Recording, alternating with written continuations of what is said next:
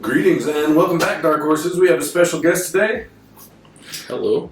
You want to introduce yourself? Yeah, my name is Bryan McConnell, but at the gym I go by Noodles, so it's preference, I suppose. Greetings, welcome, Noodles. Yeah, thank you. So you've been training with us since all the way since before Dark Horse Combat Club was. Yeah.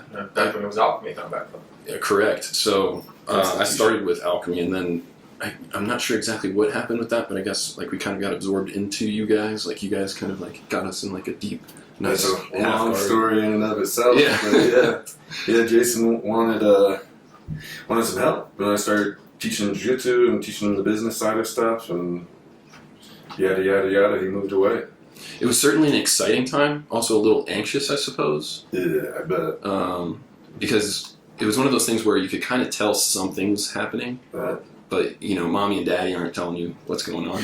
And so you don't really know. And then all of a sudden there's like this like weird divorce/new relationship with the parents. And you're like, okay, I'm confused, but I like jiu-jitsu. Like, let's just keep doing this. And it was certainly very exciting. Like, you know, we didn't really have any black belt instructors. We didn't. And so when Charles came along and started teaching a few of the first classes with a black belt, it was like, I get this now. And for me, it was especially nice because Jason and we didn't have similar body types, whereas Charles and I kind of do. Yeah. So, whereas Jason kind of preferred like head and arm triangle kind of things. So I was more like, I want to get just a standard leg triangle. And so, make triangles, right? Right, absolutely. Get the lower body working. If you got long legs and good hips, like get it in the fight. Yeah. So yeah, it was interesting for sure. But I'm happy with where I'm at. I'm loyal to the gym for sure. And I was actually just thinking last night because we had a pretty high belt come in to do just a testing training with us to see if they were interested in our school. And I was thinking, when you're that high of a belt level, like how emotionally impacting that could potentially be having to leave your old school or leave your old professor, and then try to find a new one that you're willing to get your black belt from. So yeah, I mean, we were talking earlier about community at the school and the friends you make at the school and how that bond can like keep you in jiu-jitsu and keep you motivated and make your whole jiu-jitsu experience better. And yeah, switching schools, you leave behind that whole community, or sometimes that community leaves you behind, or whatever situation. But yeah, I mean, it's like losing your family in some cases. Oh, of course. There are crummy jiu-jitsu schools out there. Bad leaders, no community, whatever. People that don't take care of each other. It happens. Yeah. And especially right now with everything going on, I can't imagine what it's like for the schools that are shutting down. Like, we're really fortunate that we've been able to keep a roof over our mats, you know? I like that. But yeah.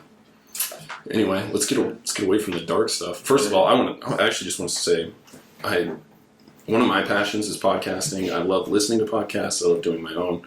But I just want to share my appreciation with you guys for starting this one. You guys already produce like 6 shows now, is that right? I've listened to every single one, and I can tell just by the little conversations I've had at the dojo, like everybody's loving it. They want you to keep making more, so don't stop.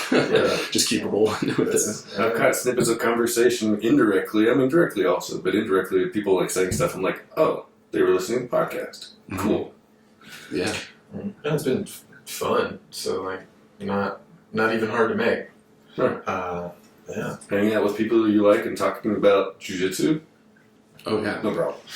It's a way for them to kind of tune in. Well, it is a way for them to tune into the conversation without actually being there or having your guys' personal phone numbers. You guys are basically sponsors. Really, what it is like an AA sponsor. Like we have this addiction to I guess wanting to. It's kind of the opposite. We're the bartender. A little more like We're the jiu-jitsu bartenders. Yeah, swinging the drinks.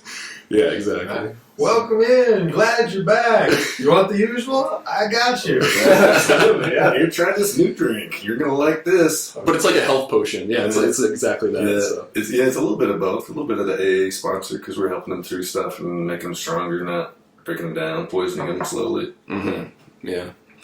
And if they don't remain in contact, then there's that deep depression that I know I've gotten myself into a few times on a few like month-long slumps of not going to jiu-jitsu because of work or whatever reason. I get clinically depressed if I don't train. Yep, me too. So, somebody was commenting the other day. I had like a particularly good roll and I was feeling really good. And I like step off the mat. And I did like kind of quietly to myself, like, oh, sweet medicine. And whoever was standing right there was like looking at me like, wasn't sure if I was serious or not. yeah. Like, So serious. So serious. I need it. One of my favorite episodes that you guys did, and I'm sure a lot would actually agree, is the Blue Belt Blues episode. Now, I thought it was interesting because I've heard podcasts of people who actually have suffered from Blue Belt Blues, and they came on to talk to their professors as a Blue Belt who hadn't returned to the gym. Mm-hmm. And Nice. it's nice getting that perspective. It's really nice getting that perspective. Yeah. But I really liked your guys' perspective because you guys haven't had that issue. All of your slumps were temporary. But anyway, the podcast that I listened to was actually, the point that they made was, it's okay to quit. Like, everybody quits all the time. It's just, can you quit and then come back? Yeah. So Not a permanent quit. Yeah. Mhm. Yeah. That's an interesting way to put it. And I never got the Blue Belt Blues. Like, it's okay to tap. Yeah. It's okay. Tap. And then roll again. Yeah, exactly. I never suffered from that because I think part of the reason is, I mean, you were a wrestler in high school. I loved wrestling in high school. Oh, yeah. When I first came and started practicing jiu-jitsu and I immediately fell in love with it, I wasn't looking forward to getting my blue belt. I didn't give a shit about the blue belt. Yeah. I was looking forward to getting my black belt. Yeah. So, Yeah. for people starting out there, that's probably a good piece of advice. Is like don't go in looking for some medium goal expectation. Go in with like a really high goal, or I mean, don't stress yourself out, of course. But. That's the thing we reiterate over and over again, right? Is yes, we want to have short-term goals, right? Like get good at this armbar, or get your blue belt, or get your green belt. You know, like develop a guard game. Yeah. Those short-term goals are awesome. Work on them, but that's not your only goal, right? Like you're not in jiu-jitsu for 3 months and then done. You know? So plan your next 3 months, learn something cool, build that up, but then also exactly like you're saying, plan for that 10, 12-year mark, right? Plan to get your black belt. Plan to stay on the mats forever. You know, like, and let your small goals feed into your medium goals, feed into your large goals. Right? Like, hopefully feed your soul. Mm-hmm. But and visualizing on your goals is very important. I need to do more of that for sure. Visualizing and meditation, completely different things. Yeah, I don't think we've talked about visualization. You guys mentioned it briefly in the episode where you were talking about all of the different things that you could do, like foam rolling, meditation, and then obviously, I mean, probably the most important one when it comes to jiu-jitsu is just go to class. yes. But yeah.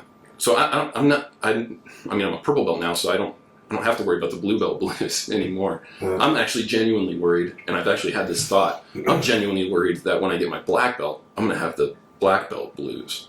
Or the black belt blacks. I guess that's what it is. Right. Yeah. The darkest of blues. When I first put on my black belt, the first time I walked onto the mat, I felt like a crab or a lobster that had like shed its shell. Its exoskeleton. So it was like my whole body, my whole brain just felt so uncomfortable. What am I doing with this fucking black belt on the mat? People are gonna see it. Yep. But it went away. I heard a kind of joke that kind of turned out true for me, that like you never roll so well as the day you get your brown belt, and you never roll so poorly as the day you get your black belt. I kind of had that experience, right? I'm like, new brown belt, I'm just gonna tear the world apart. It was awesome. Brown belt's great. Yeah, and then new black belt. Like, did I just get my back taken by everybody in the school? Like, Yeah, just probably. no game at all. Yeah. That makes me curious. I wonder if it's more of a mentality on the individual or the mentality on the rest of the class. Because when you get your brown belt, it sounds like you're very like pumped up and like, yeah, I'm a brown belt now. I can destroy everybody.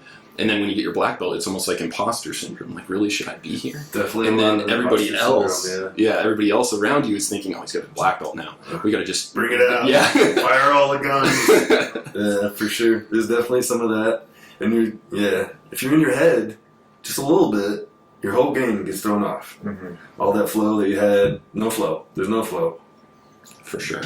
Your reactions are too slow. They just pass. Now you're trying to replace, but they're already trying to take you back. I do have a plan, and I'm willing to share it if you guys want to hear it, but it's really not that big of a deal. I actually have a plan after I get my black belt. And it sounds like a silly plan, but I think it's good. Yeah, and things will often change anyways. Sure. Yeah. Obviously change anyways. So, I guess my plan after I get my black belt in Brazilian Jiu-Jitsu is to start over and then continue to maintain my gi experience, but then focus entirely on strictly no-gi.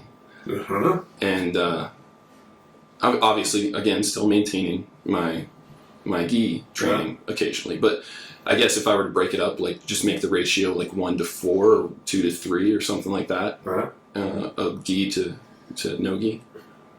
Sounds like the trajectory of Marcelo Garcia. Oh. Just like world championship after world championship, and then he takes the gi off and went like 6 years in a row, just tearing up everything no-gi. Abu Dhabi. Yeah, Abu Dhabi twice. Back me still do it twice. Before they switched to She did super the super fights or whatever, yeah. Yeah, I've not known many black belts that quit. That being said,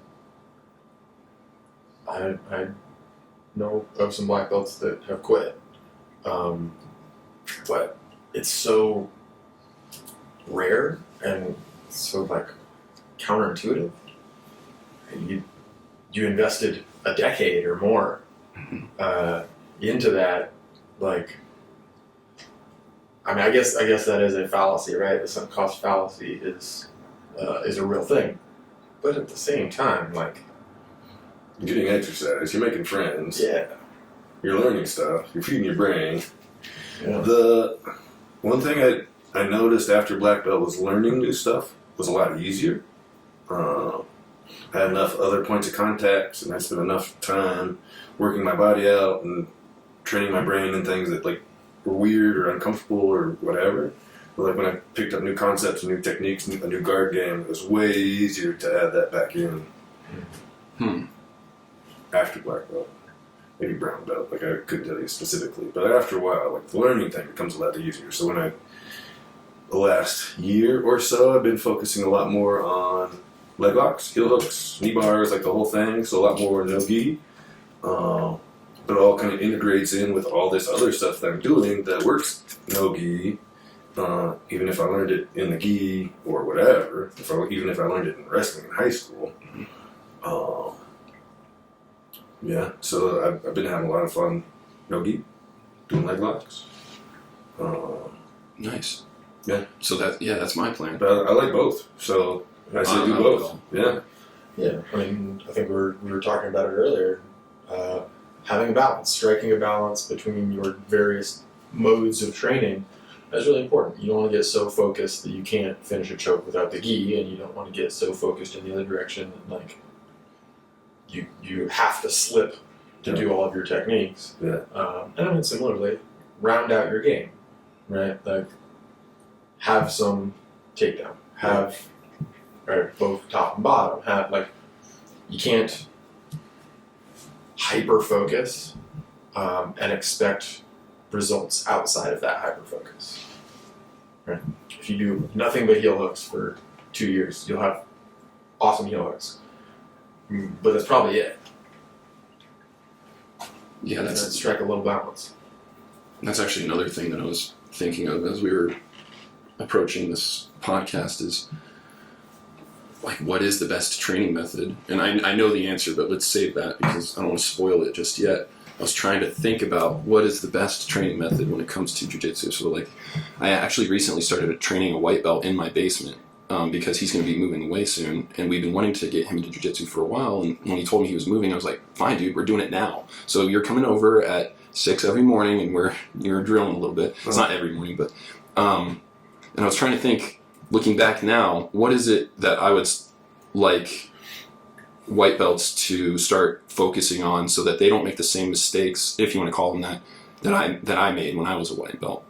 And I was thinking, a lot of people that have been doing jiu-jitsu for a long time will say focus on a submission and just train that submission over and over again. Mm-hmm. And then a lot of other individuals that are also really good at jiu-jitsu will also recommend, instead of focusing on one particular submission, maybe focus on a series of submissions or a series of moves and reactions to certain reactions. Say a game. A game, yeah. Oh. So kind of positional. So you have the submission, the recommendation of submission, you have the recommendation of position, and then there's even, I guess it's probably part of the game, but there's also probably out there somewhere, which I actually haven't heard of yet, but a recommendation of transitions. So say passing the guard, for example. No. So I was thinking, what is the best method to approach with someone who's a baby at this? Do you want to raise them to be a submission artist, like focus just strictly on submissions? Do you want to focus on the game plan, which has the submissions all around it? Or do you want to focus on some sort of like transition to get to a specific position? And I realized it doesn't matter. That's the secret. It's like, the secret is there's no recipe. There's no secret recipe. There's no perfect recipe. Yeah, for sure. It's. I mean, when they're that new, they don't even know what they want to know yet. So, really, to I guess get to the climax again is just keep practicing and figure out what it is you like, because you don't know what you like until you at least get some sort of. Someone's game that they develop is as individual as they are, like their body type, their flexibility, long legs and flexible hips, could be a triangle, but maybe they really, really prefer to be on top.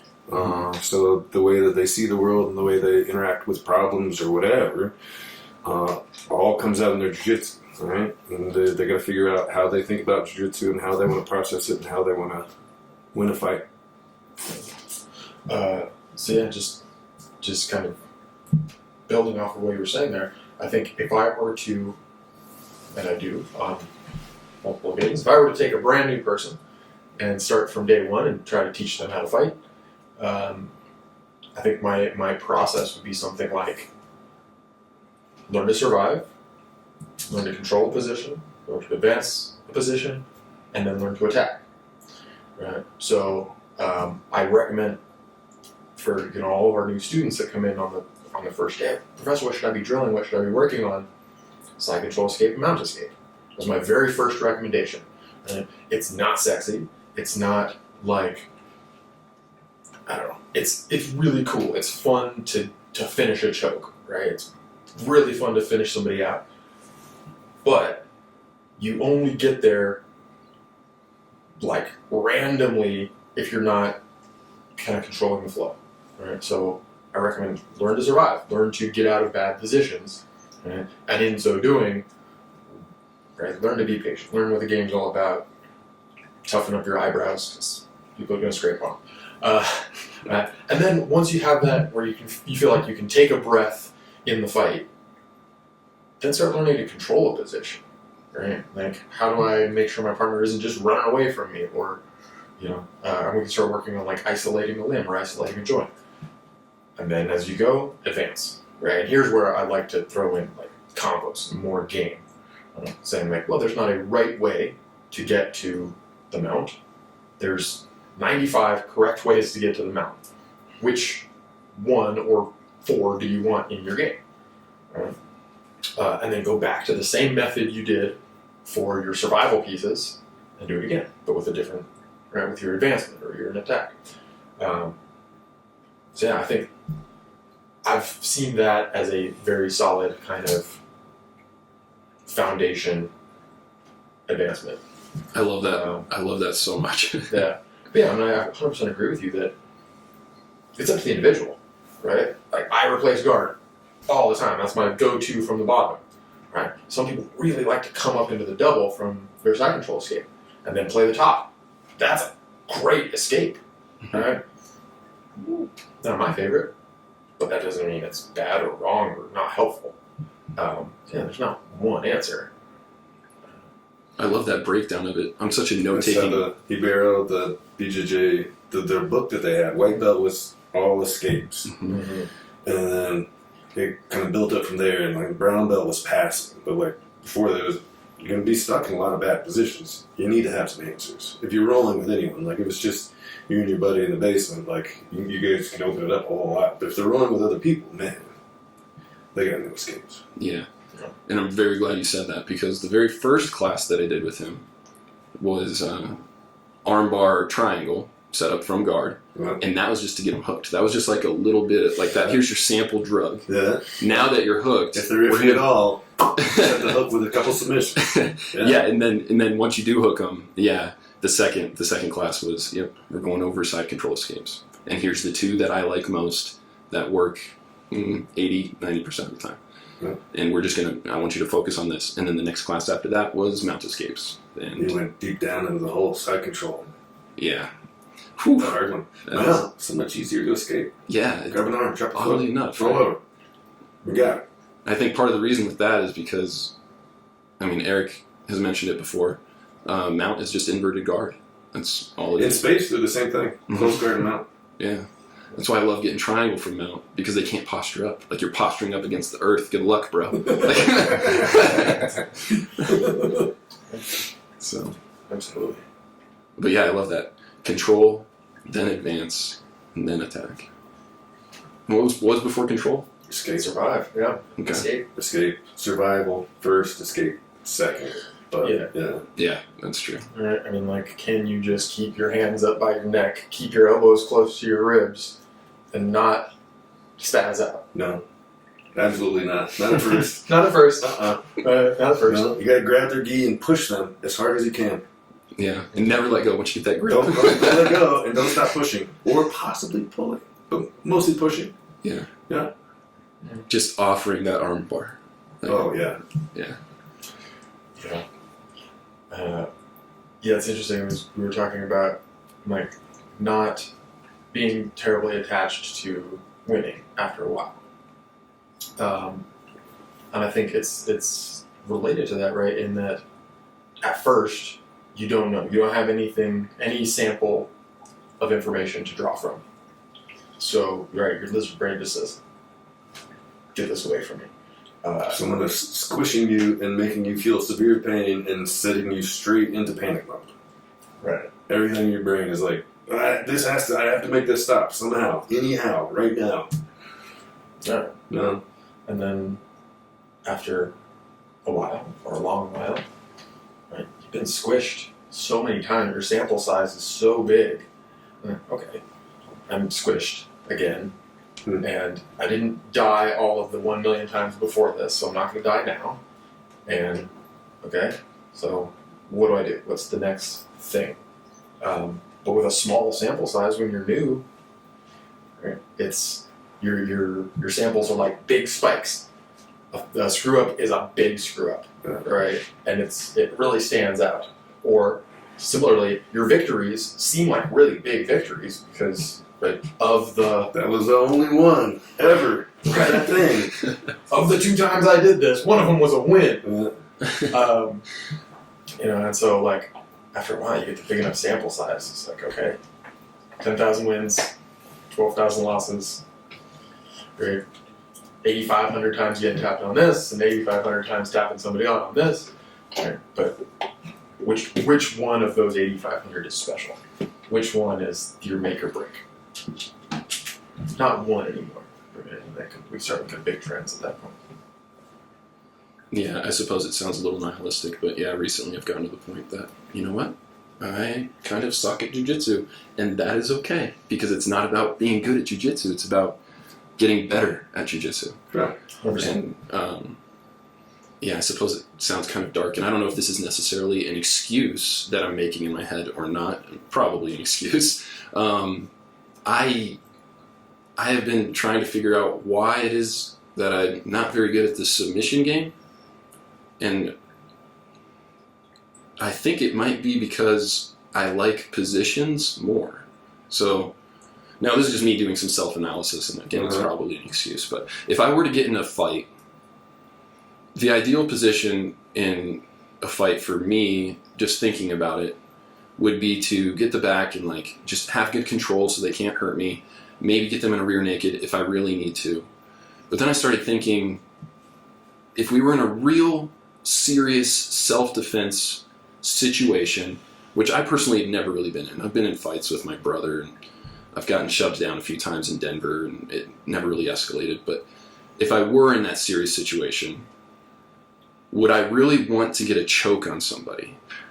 And thinking about it and the potential consequences of that, my answer is probably no.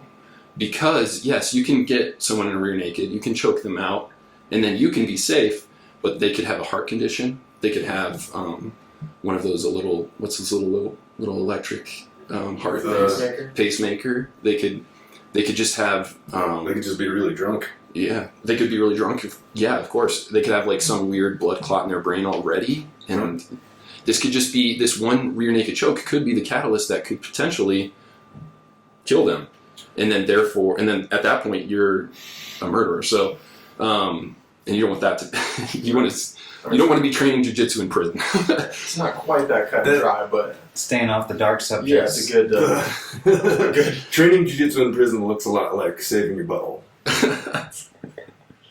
Yeah, I suppose it would. Just saying. Yeah.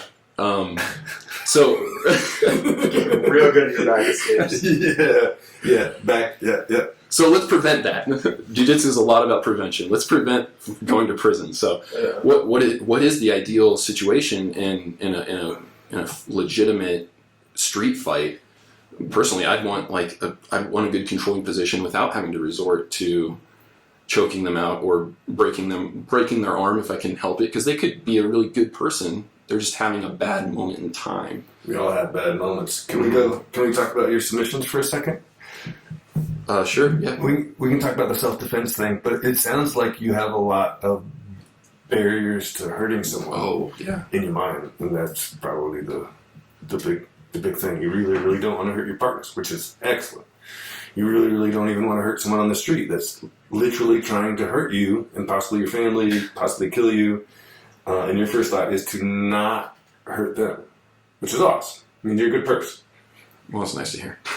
But it's going to make it harder for you to learn to submit people, right? Of course, yeah. Until you chew through that, or not, whatever. Yeah. That was the thing I struggled with for a lot of years. Right? Like, I don't want to hurt anybody. I don't want to be mean. I don't want to pick on my training partners. But the very best thing you can do for your training partners is kick the shit out of them. Yeah. Right? I mean, your training partners are not there to learn to defend themselves from a half-hearted attack. Your training partners are not there to learn to, avoid a gentle grip, right? To make it useful to your partners, they need you to attack. They need to see an attack to learn to defend it. So honestly, holding back on your partners or not wanting to submit your partners is almost cruel to them. Why are you such a selfish jerk? Yeah, right. No, that makes perfect sense. I guess again, probably making more excuses.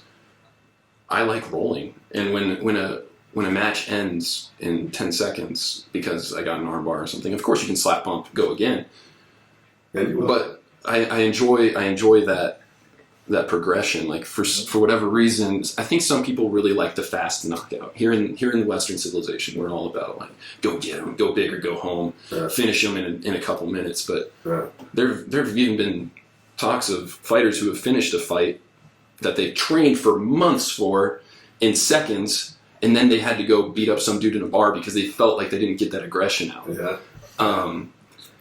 And so I suppose what I'm trying to say is it's fun to roll, and rather than me get that fast submission, I feel like obviously getting a submission when you're rolling with someone, there's a little bit of a dopamine hit there. But I don't know, I feel like I want to instead cause pain and make them suffer in like a fun way. So no, I'm gonna break them mentally. Yeah, but in like a fun joke. Yeah, exactly. I'm gonna pass the guard. I love that. Yeah. I'm all for it. Yeah, I'm gonna pass your guard. Then I'm gonna get a nice cross face on you. I'm gonna go to knee on belly. I'm gonna take mount. Once I'm in mount, I'm gonna try to get the triangle. If you try to roll away, I'm taking your back, and then I'm choking you out. And that's like a 3-minute, 4-minute roll right there. And it was humiliating for you, and it was, and I don't know. So I guess I'm not really a nice guy when you think about it that way. Yeah, maybe you're just really hyper aware of possible legal consequences. Potentially, but if you destroy their psyche, there's no consequences to that. They can't. You're gonna go to jail for that. Yeah. So those are two skill sets, right? Two different skill sets. Interrelated. Yeah, absolutely. And you definitely want to have just that body of good jiu-jitsu and be able to control a position, be able to transition, be able to keep the control of that pace through the whole thing. That's awesome. That is a huge skill set that you definitely need to practice. One-shot kills, right? Or just being able to get in there and make it happen right now is a skill set. And I think in achieving that balance in your training, you kind of need to do a little of both. A failed submission is one of the best ways to sweep or transition in jiu-jitsu. And if you get a submission, that's great. Mm-hmm. But if they get out of it, those reactions are really predictable, and you can take advantage of them. It's also really good for controlling as well. Like if you get to side control and you threaten the Americana or maybe even the Kimura from side control, and they were focusing on their escape, they're no longer focusing on their escape anymore. Yeah. They're focusing on defense, which is where you want them. So. One of the only times they won't fight a sweep is when they're defending the submission primarily. They'll give up the sweep.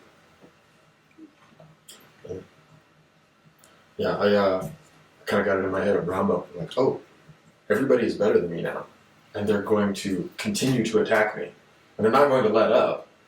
Because I'm wearing a brown belt now, and they're like, well, he can defend himself. I'm gonna get it. And so it would just be attack, to the point where I would have to attack to defend. I would have to counter-attack to get space or a moment to try to defend myself. The best defense is a good offense. Yeah. And the best offense is a good defense.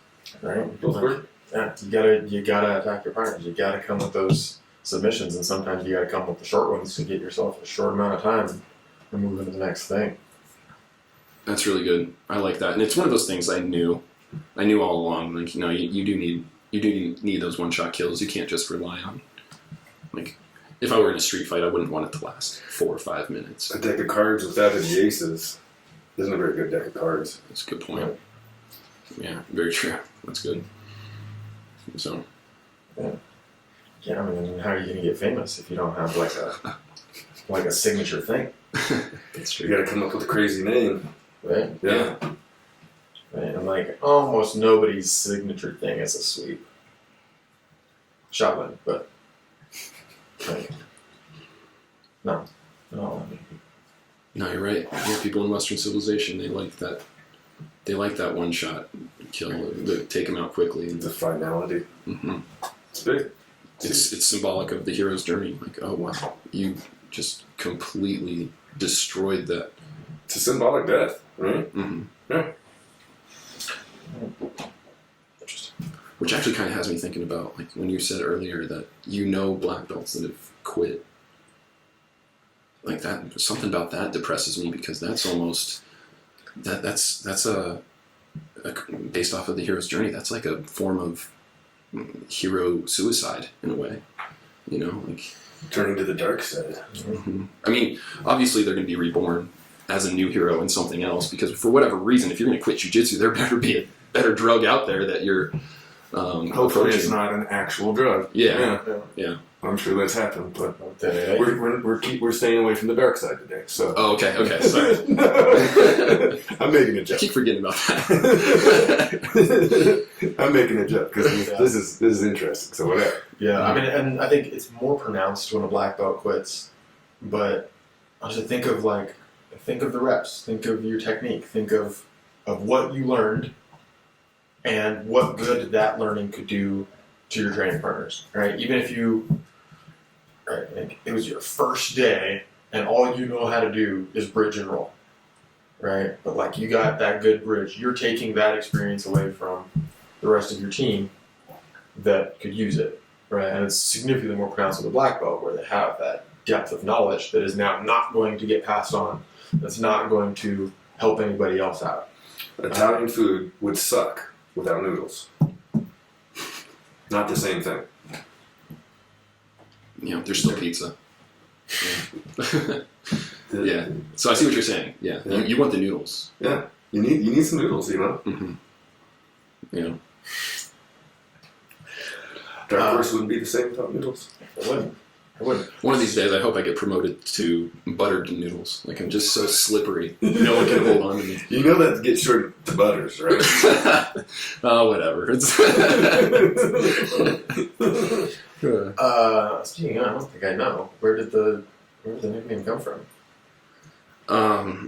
So Joey and Jason, my previous instructors at Alchemy, and I and a few other guys from the gym, we walked down the street to one of the best restaurants in Denver, Domo.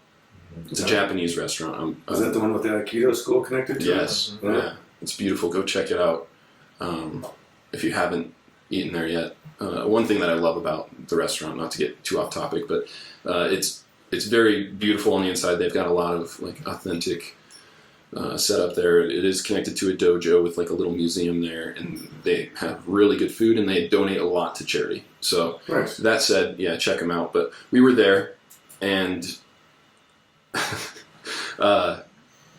one of my buddies, I can't even remember who it was now, sadly, but they were right next to me, and I looked over at their bowl, and they had so many noodles, and I said, "Did you get extra noodles?" And he said, yeah, just ask them, and they'll give you extra noodles. And I was like, no, I have eaten here probably close to 50 to 100 times, and I've never gotten extra noodles, and you got extra noodles just now, and you just asked them? And then Jason said to me, yeah, dude, just ask for extra noodles. Like, that's all you have to do. And of course, the next waiter that came by was very Japanese. Very, very Japanese. Like, very strict. We follow the rules. And I said, "May I have extra noodles, please?" And he says, "Oh, no, we do not do that here." And then he just walked away. As if I didn't want anything else, too. Like, I could have just ordered another entree, but yeah, so I don't know why, but it stuck after that. Jason started calling me Noodles after that, so. Yeah, it's a good nickname. Yeah. Yeah, I like it. Yeah. Considering I went through all of college eating just spaghetti and bagels, it kind of makes sense that, like... and it fits with your training style, right? Submissions are one of the few places where there's automatically going to be a lot of tension and it's fraught and tight and tense. The rest of it can be flow, like a spaghetti. Yeah, it's good. I'm liking this. I'm putting justification to my nickname. I appreciate it. So it is so weird because every once in a while we'll get a new white belt and I'll introduce myself as Noodles. Every time I'm in the gym, I always introduce myself as Noodles just because everyone else calls me that. Yeah. And they look at me as if that might, in some possible scenario, actually be my real name. And I don't have to justify it. I just say, nope. Yeah, Noodles. Like, Noodles, Sunrise McConnell. Sunrise. If you ask parents. That's great. So you were talking earlier about some techniques or transitioning your techniques gi to no gi, and some limited training.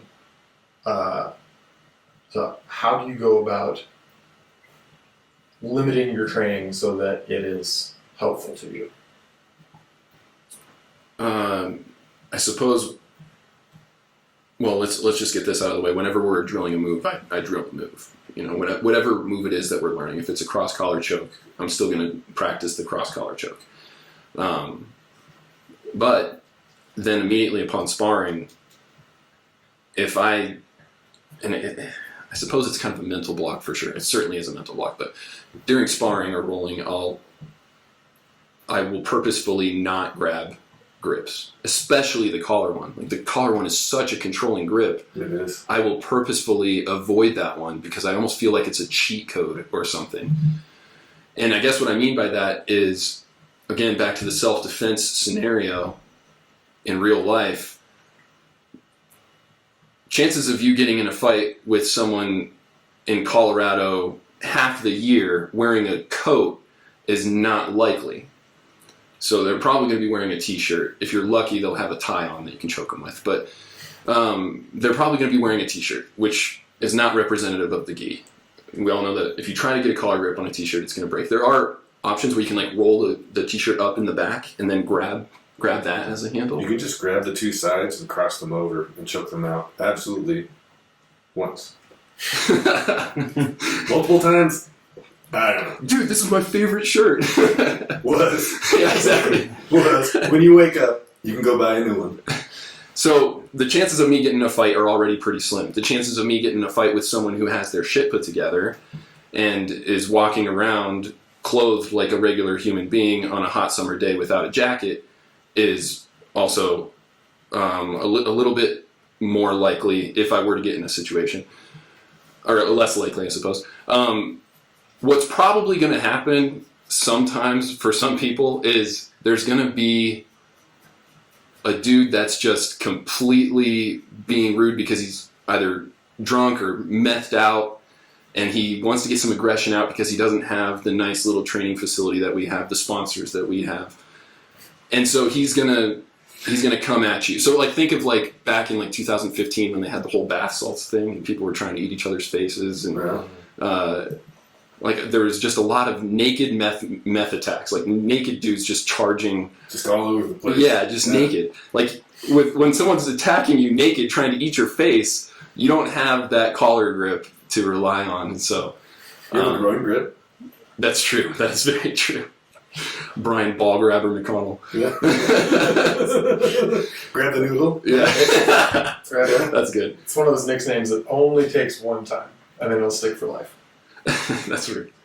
Yeah. I can't, again, I like to consider myself a nice guy. I can't actually see myself doing that.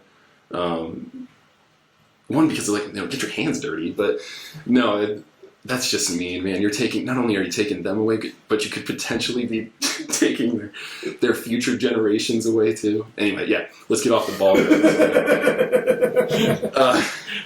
I mean, that was a fun rabbit hole. Yeah. See how far you go down there. So I guess I imagine if I'm going to get in a fight, it's not going to be with a well-put-together guy. It's going to be with a naked dude. For whatever reason, that's what's in my head. That's your fear. It's a reasonable fear. I also don't want to be attacked by a naked guy. Yeah, exactly. Yeah. And if my favorite attack is, the cross-collar choke or the bow and arrow, I'm not going to be able to get that on that naked dude. Unless I, get him in some sort of really awesome position where I can put a gi on him. That's like the ultimate control, is where you can So you start a fight with a naked guy, and then your street crew comes and delivers your gi. Yeah. Or you choke him out, and then you go grab it real quick from your car. And put it on him. Wait for him to wake up, and then slap bump go.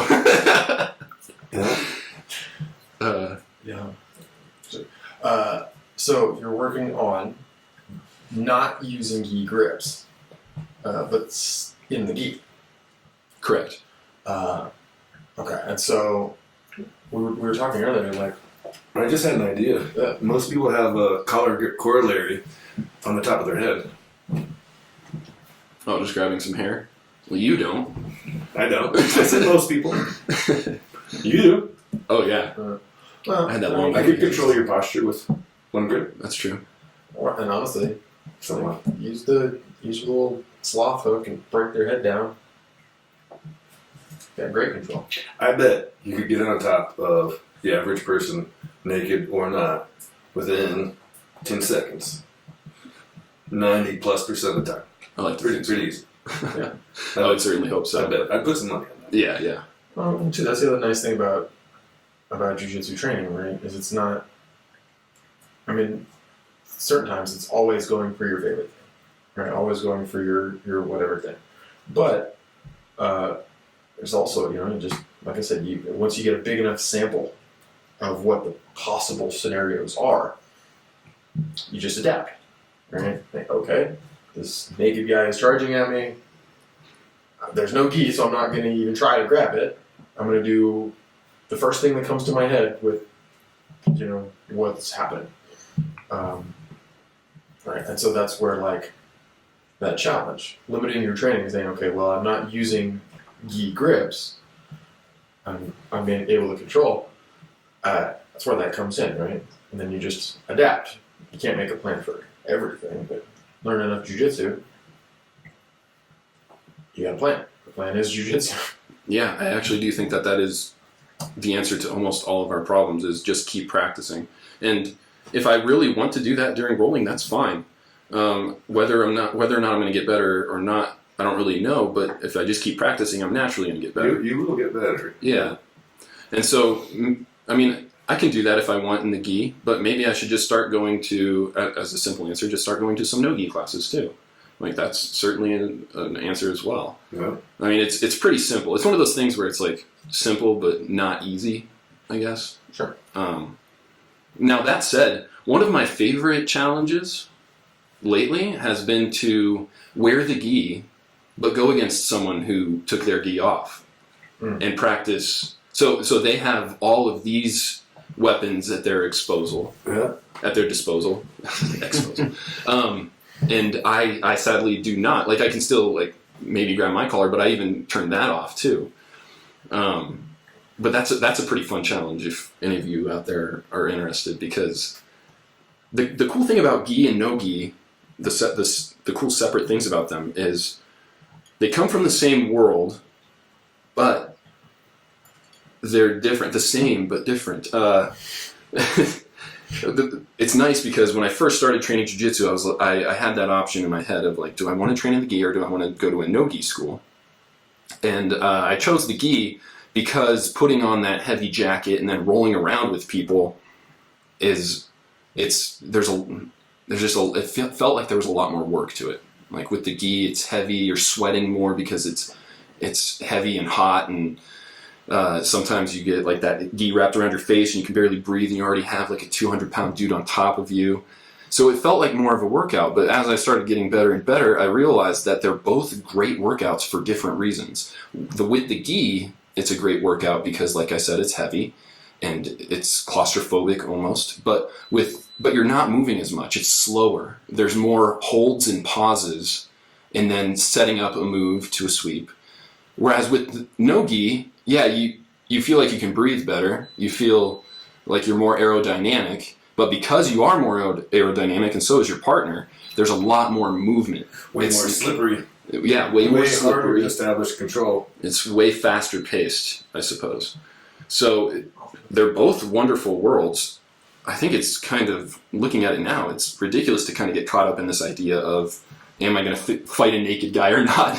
Like, just start doing what you like, whatever it is you like. And if I don't like grabbing the collar because of some weird mental block I have that I should probably go seek therapy for, then that's fine. Just, like, until you get that therapy, until you're able to afford that therapy, just, like, not grab the collar. Then you'll learn. Keep choking people. You'll process through a lot of that just naturally. Yeah, this is the best therapy I've ever found was jiu-jitsu, for sure. Oh yeah, confidence building for sure too. Yeah. I'm actually wearing this shirt because it's got the alchemy on it, and we were going to talk a little bit about the history of how it got absorbed into Dark Horse, but I'm also wearing it because it gives me a lot of confidence. Like, I feel like when I put this shirt on, it's like +2 armor or whatever. Yeah. Like, this is the shirt that I wore when my son was born. Kristen was telling me that it's getting close to that time. Like, we're gonna have to leave pretty soon. Yeah. And rather than packing up, all of the important stuff, like all of the stuff in toiletries we're going to need for the all hospital. the practical things. Yeah, all the birth. all the stuff that you really should have packed up beforehand, which we did. I'm somewhat responsible. I went to the closet and immediately took whatever shirt I was wearing off, threw it in the hamper, and put this one on. Oh yeah. And then you were ready. Yeah, it gave me a lot of confidence, which it's kind of funny as the male to say, like, when you're going to somewhere where a new baby is going to be entering the world, but It's a big deal. the male needs confidence in that sort of situation as well. So. Precious little you can do. Yeah. Yeah. Actually, there's little you can do on the actual like physical side of things, like. Yeah. But there are things you can do, like massaging her, helping her relax, and helping talk her through this sort of thing, like approaching with like breathing exercises. Jiu-Jitsu certainly helped her, because if you're a pregnant woman, you want to be doing some sort of exercise. You want to start developing those breathing techniques, because having a baby is very physically strenuous, and the better in shape the woman is, the more prepared she's going to be to give birth. So Kristen trained up until she was probably about 3 or 4 months pregnant. She kept training, and obviously there were stipulations, like, no knee on belly. That's a good idea. Probably no mount. We'll avoid mount for a little bit. And she didn't roll either, but she tried to go as long as she could before she felt it necessary to taking that mandatory pause in between training. But yeah, the shirt helped my son be born healthy and happy. Yeah. There was one episode where you guys were talking about being a parent and training, and how difficult that can be. One thing that I'd like to add to that, because I can say that being a parent is extremely difficult, and although in some ways it almost gives you superpowers when it comes to time management. Although there's not a lot of time to go to classes, and you're definitely going to have to cut back your training probably. If you can keep going, that's wonderful. Definitely keep it up. For me, I did have to slow down my going to jiu-jitsu, but I remained consistent. I'm only going twice a week, which I don't recommend. I highly recommend going at least 3 times a week. But like I said, I'm doing some training in my basement when I can. And I'm doing what I can. But it gets very discouraging. It's sort of like the rising tide raises all ships.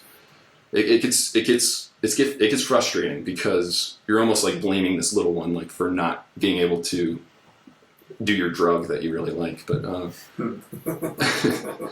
but you have to look on the positive side. And I love my kid. Like, I love all my kids. Like, there's nothing that I would, anyway.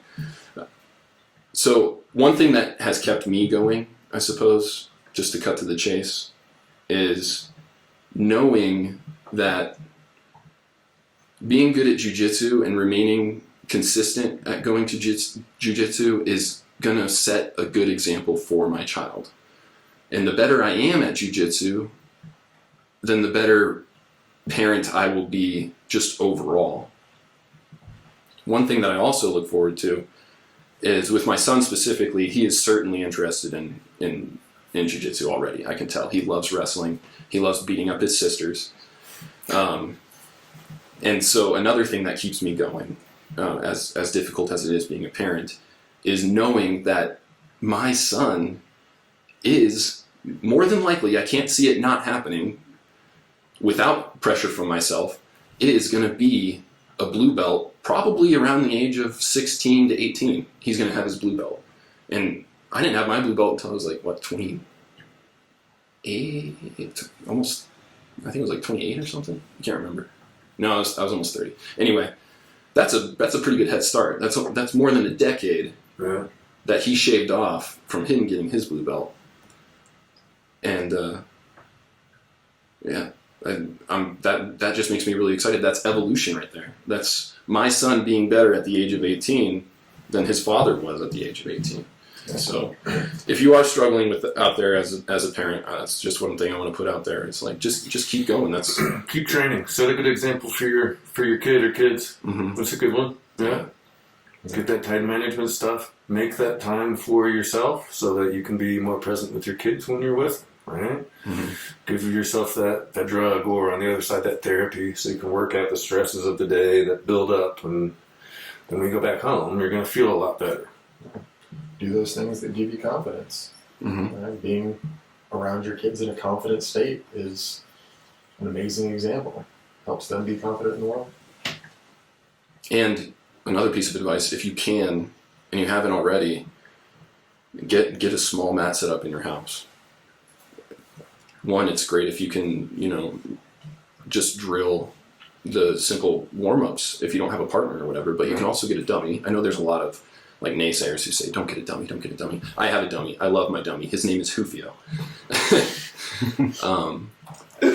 So yeah, I recommend that. Get a small mat space, not just for you and your training of jiu-jitsu, but my son and my older daughter, they love the mats that we have.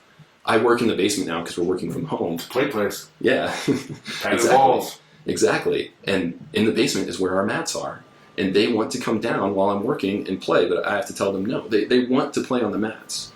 In some ways, they enjoy playing on the mats more than they do the other things that are super addicting, like watching TV and stuff. So, Like physical. They need to move around. Yeah, it's important for sure. And I do like these little obstacle courses with my son. And part of the obstacle course will be like, navigate these rings or weave through these cones. And then once he gets to Hufio, he has to do an arm bar. And so my son at the age of 3.5 is doing arm bars. And I tell him, get your hips in, squeeze your knees nice and tight, hold down the arm, lift your hips up. And this kid is pretty good at arm bars on a dummy that's 6 foot, 100 pounds or whatever it is, Nice. So that's funny. That's exactly the steps I would say. Oh yeah? Yeah. Oh cool. How about That's that? good. Yeah. I'm on my way to black belt then. I feel like I'm on the right path. So Yeah. Damn. Where we at? Do we have a question? We don't have a question. Oh. Yeah. Cool. But you should ask Noodles where we can find you. Yeah. Hit up your podcast. Oh yeah. Yeah, if you guys are interested, I don't strictly talk about jiu-jitsu. I kind of just talk about whatever. The funny thing about starting a podcast that's more general topic is you slowly find your voice and what it is that you want to talk about. The name of my podcast, though, is Life Level 1. And I named it that because I'm a video game developer for occupation. And I wanted to try to relate video game development to that in the real world, because as a video game developer, you're kind of a god in a sense, because you're creating this world, you're creating these characters, you're defining the physics within this world and all of the rules that must take place. So it is very representative of real life, and just similar to jiu-jitsu in many ways, actually. And so it is just general topic. I have a few things that I like to talk about, like finances. I like to inspire people to pay off their debt and become free of the banks. And with that comes so many other possibilities. But I also like to encourage people to not be a slave to bullies as well, by not only going to jiu-jitsu, but hopefully getting your kids interested in jiu-jitsu without pressuring them too much. So I don't really know exactly what my podcast is about. I always find it funny when I get asked that question, but I'm enjoying it. I'm learning a lot, and hopefully the people out there are enjoying it as well. So if you're interested, check out Life Level 1. Creating and redefining your reality. Yeah. On YouTube, on Spotify, where can we find it? Oh, that's a good question. Yeah, it's on all of those audio apps out there that you get your audios from. Only on YouTube are the only ones that I have on YouTube are the ones where I'm actually discussing things with other people. The podcast is strictly me. I do one every single night. I just the other night uploaded my 500th episode. And yeah, I enjoy it. It's a lot of fun. Yeah. So awesome. Yeah. So, Dark Horse, check out Noodles podcast, Life Level 1. Yeah. All right. Thanks for coming out. Thanks for sharing some of your experience with us. It was Yeah. No, thank you awesome to get guys. some different perspective. It's good to see you in street clothes. Yeah, right. Yeah, I didn't come running in here naked. All busted out on meth. But, Thank you for that. Thank you for that. No, but seriously, thank you guys so much for doing this. I hope you guys keep doing it, and I hope to have you guys on my podcast at some point in time. I also hope to return here. Please. Yeah, let's do it. That'd be great. All right. Oh, Dark Horses, make sure you like, comment, subscribe, do all the fun stuff. Send questions. Let us know how we're doing.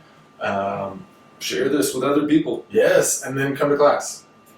All come to class. Don't quit. Keep training. That's it. Quit and then unquit. Unquote. Right. Yeah. We quit.